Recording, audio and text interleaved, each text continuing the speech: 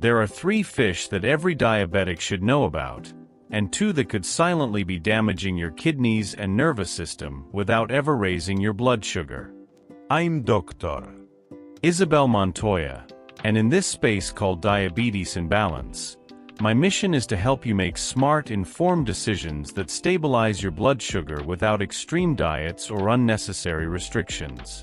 What I'm about to share goes far beyond simply counting carbohydrates, because managing diabetes strategically means understanding how every food affects your inflammation, your insulin sensitivity, and your cardiovascular health at the same time. Most people with diabetes assume that all fish is equally good because it contains 0 carbohydrates, but that assumption could be costing you more than you realize. Before we talk about the best choices, let me start with something almost no one mentions, and that is the fish you should avoid if you have diabetes. The first one is swordfish. From a purely nutritional standpoint, swordfish contains 0 carbohydrates, solid protein, and some omega-3 fatty acids, which might make it sound like a perfect diabetic food. However, the problem is not about blood sugar at all. Swordfish is a large apex predator that accumulates heavy metals, particularly mercury, throughout its entire life. For people with diabetes, whose kidneys are already working harder than normal to filter glucose and metabolic waste, this additional toxic burden can gradually worsen kidney function over time. It is not an absolutely forbidden food, but it should be consumed very occasionally and never as part of a regular weekly routine. The second fish to avoid frequently is shark. Just like swordfish, shark is a large predator that accumulates dangerously high levels of mercury. Many people think that because shark contains no carbohydrates and is rich in protein, it must be a safe and even beneficial option for keeping blood sugar stable.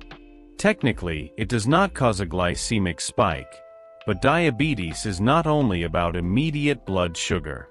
It is also about inflammation, kidney function, and long-term cardiovascular health. Shark contains a combination of omega-3 and omega-6 fatty acids, and when there is a relative excess of omega-6 in the context of a typical Western diet, this imbalance can fuel inflammatory processes throughout the body. Chronic inflammation is directly linked to insulin resistance, which is the very core problem in type 2 diabetes. Furthermore, people with diabetes already face an increased risk of neuropathy and vascular complications, and repeated mercury exposure can amplify oxidative damage and impair neurological function over time. This does not mean that one isolated portion causes an immediate crisis, but the risk is cumulative, and when we talk about metabolic strategy, we also talk about reducing silent risk factors that slowly worsen your long-term prognosis. If you have diabetes, especially if you are over 50 or have any history of kidney disease, it is far wiser to avoid regular consumption of swordfish and shark altogether.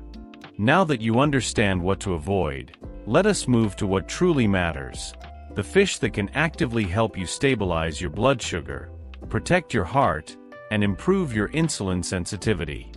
If this kind of practical science-based guidance is what you are looking for, subscribe to this channel right now and ring the notification bell, because every week we share clear strategies to help you live with diabetes in real balance, without confusion and without extremes, and you do not want to miss a single one. In third position, we have a fish that is accessible, convenient, and remarkably effective for blood sugar control, and that fish is tuna. One of its greatest advantages is that it contains 0 carbohydrates, meaning it generates no direct glycemic spike. But its real power lies not only in what it does not contain, but in what it actively delivers. A 100-gram serving provides approximately 25 grams of high-quality protein with a very low caloric load, making it an excellent tool for weight management and appetite control. In diabetes, maintaining a healthy weight significantly improves insulin sensitivity and makes blood sugar stability far more achievable. The proteins in tuna slow gastric emptying and extend the feeling of fullness, which reduces cravings for ultra-processed and refined sugar foods that typically cause sharp blood sugar fluctuations. Tuna also provides important amino acids including taurine, which is associated with better metabolic regulation, leucine, which helps preserve muscle mass, and arginine, which supports healthy circulation. Remember that muscle tissue is one of the primary sites responsible for glucose uptake from the blood, which is why maintaining muscle mass is absolutely essential for good metabolic control. Tuna also contains omega-3 fatty acids, particularly in fresh varieties or those canned in water, which help reduce systemic inflammation, improve lipid profiles, and support cardiovascular health. People with diabetes face an elevated risk of heart disease, so integrating foods that protect the vascular system is not optional, it is essential. In terms of micronutrients, tuna is rich in vitamin B12, which is critical for neurological health and energy production, and it also provides vitamin D and selenium, which participate in antioxidant and metabolic functions. This matters because oxidative stress is frequently elevated in people with poorly controlled diabetes. Choose lighter tuna varieties canned in water with low sodium, and combine it with fiber-rich vegetables, quinoa, or legumes for slower glucose absorption and greater energy stability throughout the day. In second position, we find a fish that often goes unnoticed but is metabolically a genuine powerhouse, and that fish is mackerel. Like other fatty fish, it contains 0 carbohydrates and therefore has a glycemic index of 0, causing no direct rise in blood sugar. However, its greatest strength lies in its exceptional anti-inflammatory profile. Type 2 diabetes is not only a problem of elevated blood sugar, it is also a state of chronic low-grade inflammation that silently damages blood vessels, kidneys, and the nervous system over time. Reducing this inflammation improves insulin response and supports better long-term A1C control.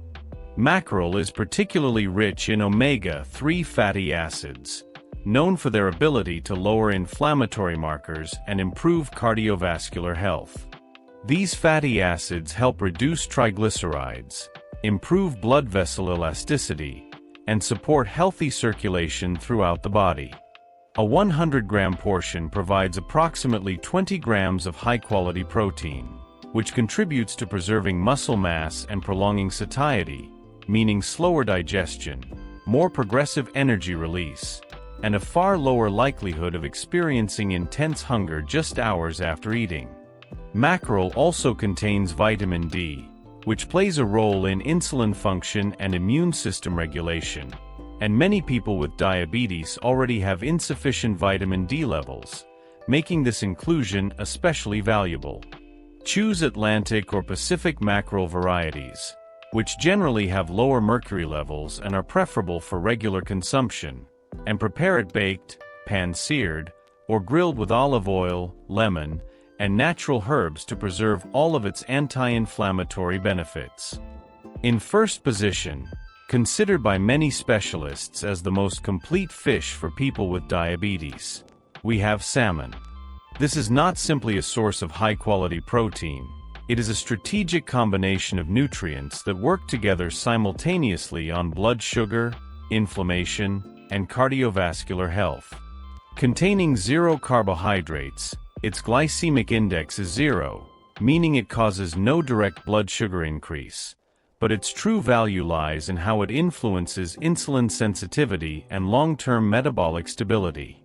A portion of approximately 100 grams provides around 22 grams of protein, along with a significant quantity of omega-3 fatty acids, particularly EPA and DHA. These fatty acids have been extensively studied for their capacity to reduce triglycerides, lower systemic inflammation, and improve endothelial function, meaning the health and elasticity of your blood vessels. People with diabetes face a high risk of cardiovascular disease, so prioritizing foods that protect the heart is a clinical necessity, not a preference.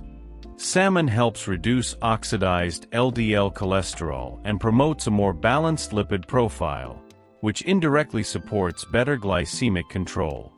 Additionally, salmon is associated with improved insulin sensitivity, meaning that when muscle tissue responds more effectively to insulin, glucose can enter cells more efficiently, reducing its concentration in the bloodstream. This can translate into more stable A1C levels when salmon is included as part of a consistently balanced diet. The proteins in salmon also help extend satiety, reducing the likelihood of overeating or reaching for high glycemic index foods between meals. Salmon is an excellent source of vitamin D, which plays an important role in insulin function and immune regulation, and it provides vitamin B12, essential for nervous system health, a key consideration given that neuropathy is a frequent complication in poorly managed diabetes.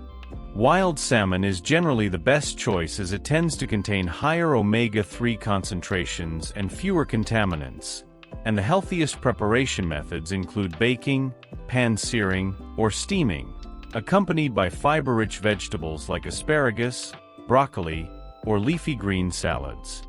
When it comes to integrating these fish intelligently into your routine, the key is balance, rotation, and smart combination. Consume fatty fish like salmon or mackerel 2 to 3 times per week. Include tuna once or twice per week, choosing low mercury varieties, and keep portions between 120 and 180 grams per meal. Always prepare fish using healthy methods, avoiding frying in refined oils or coating with refined flour, as these eliminate the metabolic advantage and add oxidized fats that increase inflammation and make weight control more difficult. Combine your fish with fiber-rich vegetables and complex carbohydrates like lentils or small portions of brown rice to slow glucose absorption and maintain stable energy levels after meals. Monitor sodium intake, particularly if you have hypertension, which is very common in people with diabetes, and if you have kidney disease, always consult your physician before significantly increasing protein consumption. Remember that the goal is not to follow an extreme diet or to depend on a single miraculous food, but to build a sustainable eating pattern that supports your insulin sensitivity, protects your cardiovascular system, and keeps your energy stable throughout the entire day. Diabetes is not controlled with magic solutions. It is controlled with consistent, well-considered decisions made one meal at a time.